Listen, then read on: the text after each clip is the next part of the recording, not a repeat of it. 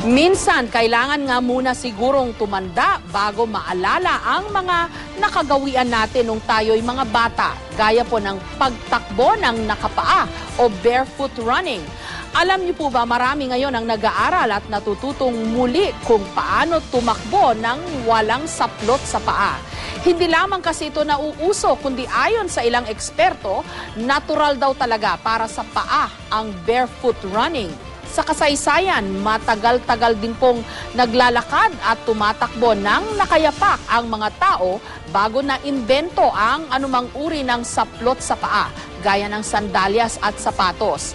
Sa ancient Greece nga, kung saan nag-umpisa ang Olympics, nakayapak daw kung tumakbo ang mga kauna-unahang atleta ayon sa mga historian.